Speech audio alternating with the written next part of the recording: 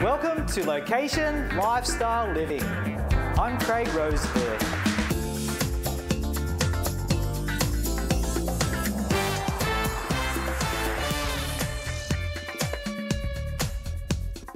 On today's show, we are back at the Hunters Premium shopping destination, Westfield Kotara. I catch up with Daniel from Domain. We also see the beautiful Jane Goldsmith, plus all our regulars are back. But first, here's Georgia.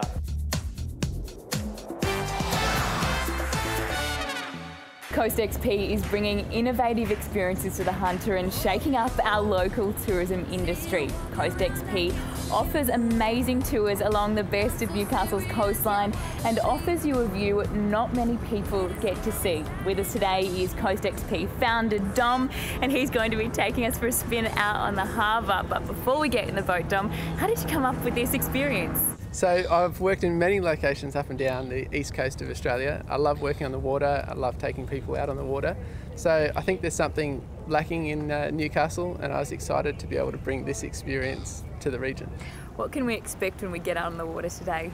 Well, the best part about our tours is every single tour is unique. So some days you might see whales or dolphins or even seals, depending on the time of year. And today we could see any one of those three. And what's been your most memorable trip so far? Well, there's been so many memorable trips, but there's something that sticks out to me, and that was a friend of mine, Nathan, was up the front of the boat with his 3-year-old, and he had his 3-year-old in one hand and a GoPro in the other, and this whale swam underneath the boat. It was just an amazing thing to witness. Well, I hope you've organised that for us today. Yeah, I hope so too, but before we go, I've got something for you to wear. Little gift. That'll keep the wind off. Thank you. Shall we go? Let's go. Alrighty. Woo!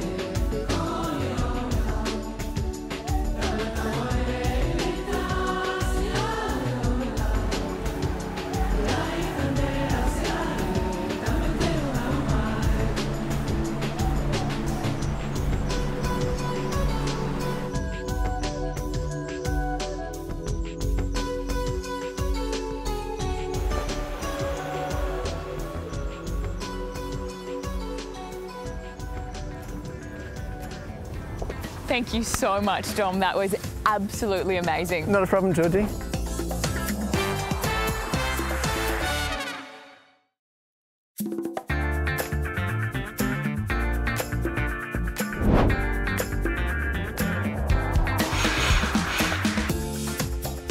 Well, here we are. We've got a nice room. It's almost finished, except for this thing here. It's typical of these older houses. We've got an old door. It's quite worn. As you can see, there's a fair bit of wear and tear on this one. We've got a crack in the door here, which is not unusual. Some chips and bits and pieces out of it. So the best way to fix that, just to replace the whole door.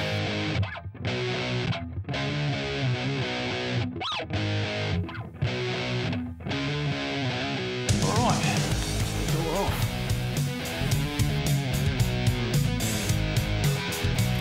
Because we're dealing with an internal door, it comes in a standard size, which is 2040 millimetres. by 810 millimetres, and it's 35 millimetres thick. You'll find that for most standard internal hollow core doors. Because we're dealing in an old house here and we've got build-up of floor coverings inside the room, which is the way the door swings, we're going to have to trim this door to make sure that it's going to open and close effectively. I've already taken 15 mil off the top of this door. I'm going to take another 15 mil off the bottom of the door because we need 30 mil off overall. It's best to balance that out both sides so we don't risk cutting the entire bottom plane of this door off and exposing the inner core. So I'm just going to measure up now for our last cut.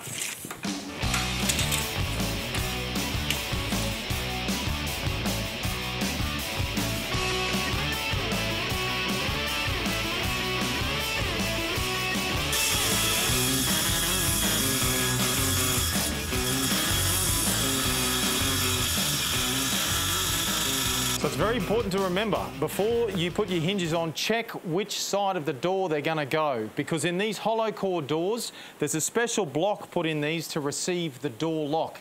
It's only on one side, not on the other side. So if you put your hinges on the wrong side, when you go to fit your door hardware, it's not going to work because it's not going to hit the lock block that's put in it. Normally there's a sticker on the face of the door that shows you which side of the door you put your lock on. So just make sure you check that before you put your hinges on.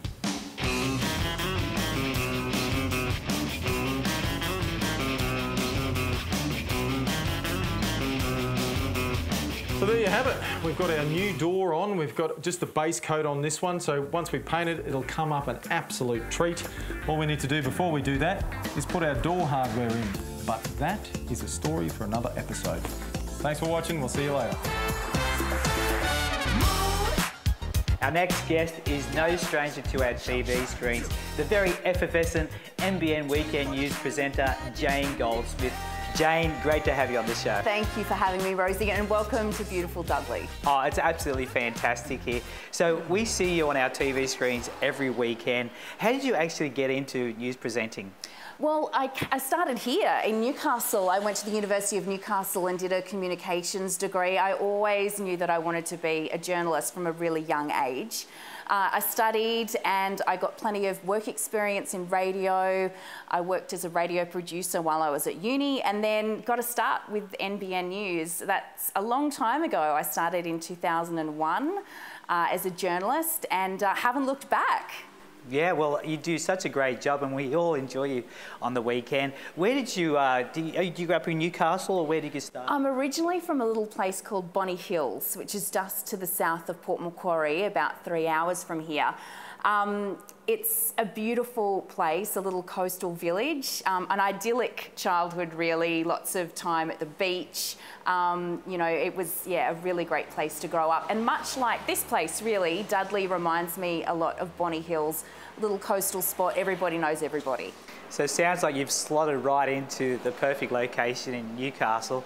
Tell us about life now in Newcastle. You're very busy. You've got 3 kids and twins at that. How do you juggle all that into your busy schedule? It's crazy. Yeah, really hectic.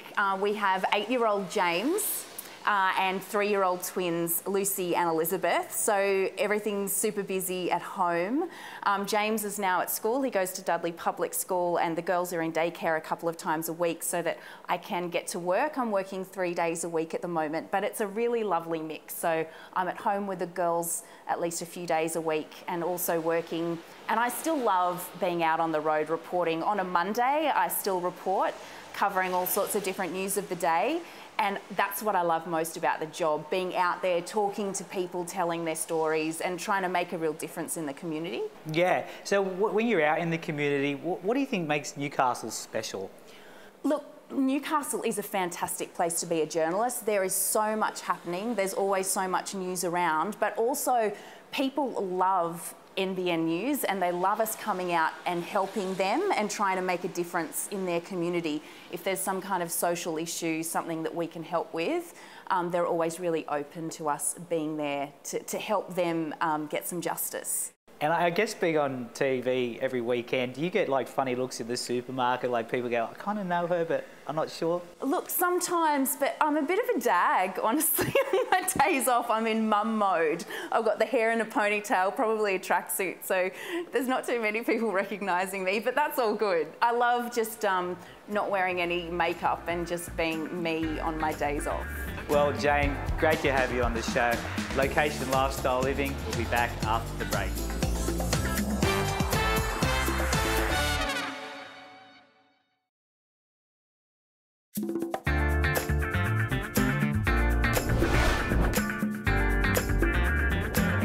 Water restrictions will soon be in place as water stores in the Hunter have reached their lowest levels since the Millennium Drought. Now more than ever, we need to love water.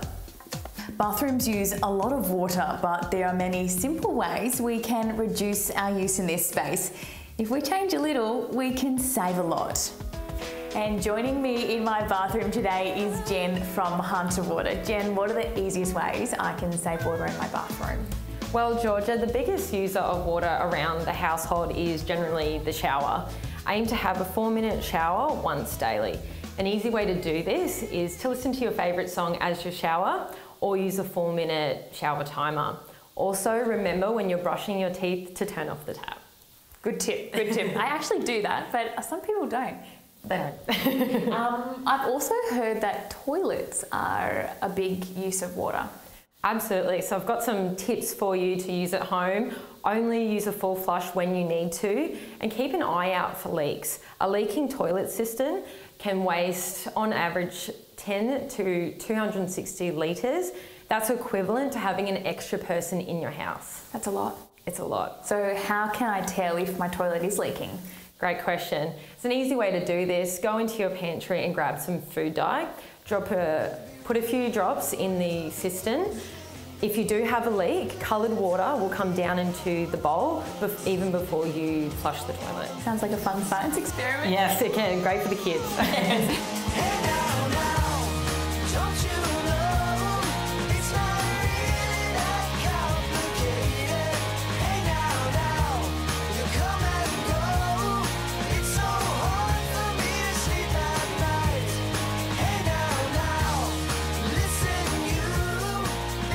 If I want to update or renovate my bathroom, what are some things that I can implement in here to help save water? Absolutely. So the best and first place to start is your shower head. A 3-star rated shower head on average uses 9 litres per minute in comparison to those older style shower heads which use on average 15 to 25 litres a minute. That's a lot more. It's a lot more, yeah.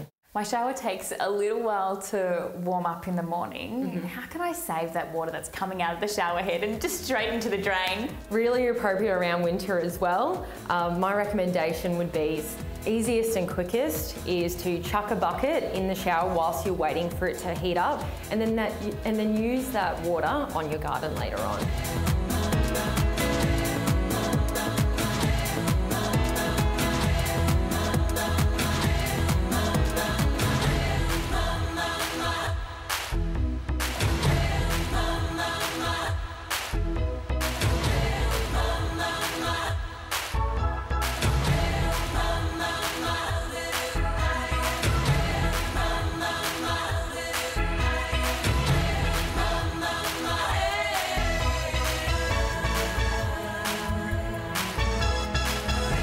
Wonderful tip. Thanks so much for joining us, Jen. Very welcome. We all know that Westfield Kotara is Newcastle's premium shopping destination. But a less known fact is that Westfield Kotara is a mecca for coffee. No matter what your taste, you'll find it right here. Hi Laura. Hello, how are you doing? Great to see you today. Good to see you. I've got to say I'm pretty excited about today. I'm excited. So tell us about what we'll be doing today. So, we are here to talk about coffee and where you can find good coffee at Westfield Kotara. And there's some actually really good places, and I'm very excited about where we're going to go. I tell you what, something about Newcastle is that the coffee here just gets better and better and better. Yeah. I think on a world stage, we must be fairly high, right? Yes, I think so. And Aussies, on the whole, are really good at coffee. You go overseas and people are like, oh, you do Australian coffee, mad. So people love Aussie coffee, and Newcastle is really on the up and up in the Australian coffee scene, which is really exciting. I feel like we're always the little town that could, and we do. And, you know, it reminds me of like Seattle was like for music years ago. Newcastle's becoming that for coffee on the world stage. It's so true. And in here, in the centre, there's actually some the guys from Mr. Sister, they started One Penny Black years ago, and that was like a coffee institution for Newcastle. So it's really special to have them here, bringing really, really quality coffee here. They're actually one of my favourite places in Newcastle to go for a good flat white, a good filter coffee, and a sneaky treat. So there's so many good spots. What makes a good coffee for you? So many things. I think people don't realise that the coffee process, it's quite extensive. You know, there's a lot that goes into before you get your daily cup of coffee. There's so much involved. So the beans, where people source them from, the farms overseas, where people actually get them from, and how they're sourced, so whether they're ethically sourced, whether it's sustainable, the way that they're actually produced, that makes a huge difference. And a lot of people are moving towards working directly with these farms, which is really special and really cool for the industry. So there's that. And then there's the way that they're roasted, and there's a lot of new local roasters now here in Newcastle, which is really exciting to see. Years ago, there used to only be a couple. Now there's so many who are roasting right here in town, and it's really cool. But the final step in the process is the barista and having the right tools, and there's so much that goes into making your cup of coffee. So yeah, and the process with coffee, it's similar to like winemaking. It's become a real art form, not just something you tick off on your day. It's actually something that you savor, you enjoy, you connect with your barista, you feel like a local in your own coffee shop, and that's really cool as well. I couldn't agree more. That must explain why I love wine so much as well as coffee. Exactly. We should do a wine one time. I think we should do that. I can't wait, but right now I'm pretty hungry and looking forward to a coffee. Where are we going to go? I think we should go to Espresso Warrior for their Eggs Benedict. Let's go. Yeah.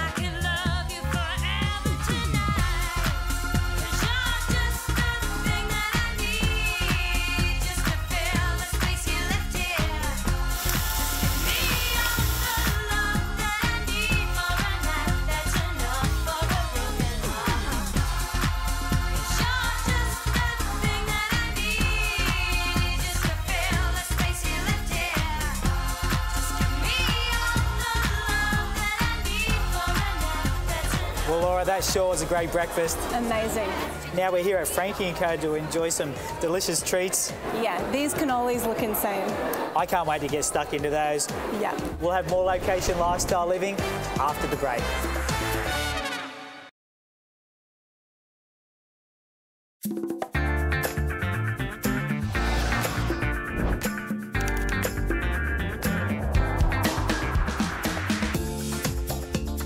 Desirable suburbs are the most expensive, but there are ways you can get your foot in the door. Our domain expert Daniel is back with us this week with these top 3 tips. Daniel, what are your top 3 tips to buy in an expensive suburb? Okay, so the first one and the most obvious one is to find a fixer-upper. So basically somewhere that needs a bit of work, maybe is a bit dated, a bit rough around the edges. Ideally you want somewhere that only needs cosmetic work, so a paint job, maybe fixing up the kitchen and the bathroom, rather than a full-on structural renovation. Good tip. So the other way is to find a block that's a bit smaller or sloping or sort of strange shaped, different to all the other blocks around it. They can be a bit more affordable. Yeah. And the third way is to not necessarily go for a freestanding house. So maybe look at a duplex, a townhouse, a property that's sort of attached to the other properties around it. They can be a bit more affordable. Wonderful. Great tips there from Daniel.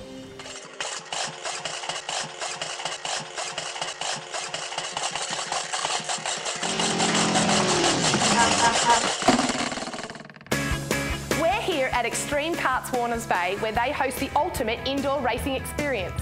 Now the guys here at Extreme have high-powered electric carts that pack more grunt than most people can handle. Now I've wanted to do this for quite some time, so let's get suited up and hit the track. Let's do it.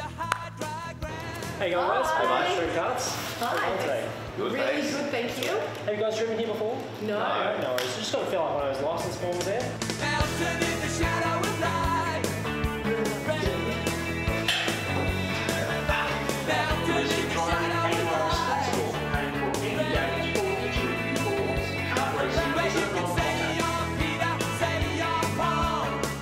Double XL for you.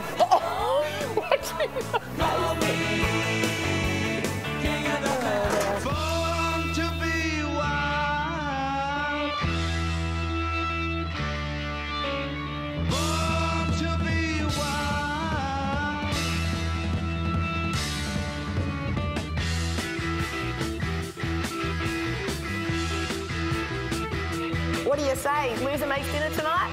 Deal, let's do this. All right, fastest time wins. Fastest time, let's go. Game on.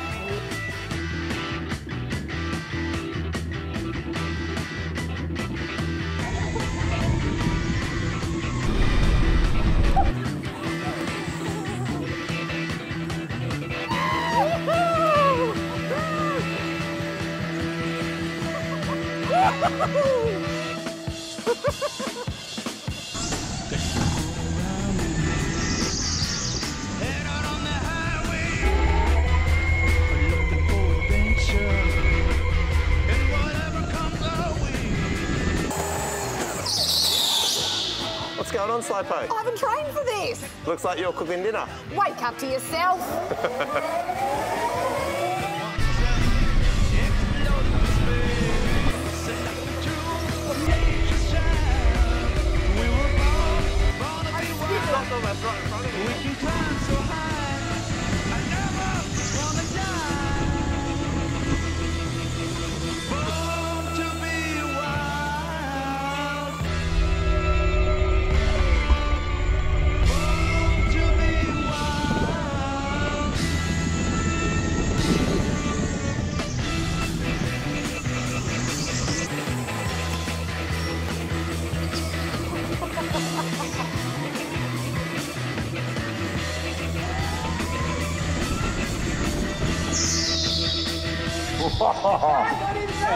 That was awesome. Good, jump on out. Oh, yeah. So good. Good workout too. Do we want to know who won? Yes, Yes, most please. importantly. Okay, so fastest with a 20.6 seconds was Chris. Oh, no. And Kim, you're only a second slower, so pretty good times yay. there. Absolutely, Thank guys. you. Good Did job, you enjoy Kimberly. that? So good. Thanks, mate. Awesome, Appreciate guys. it. Thank you. Thank you. Thank you. Oh, how good was that? So good. And what's even better is that I won. And do you know what all winners of motorsports get? Sprayed with champagne. Oh! No one likes a sore loser, Kim.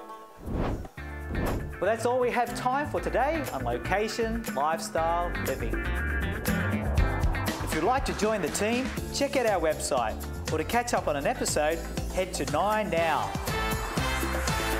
See you next week on Location Lifestyle Living.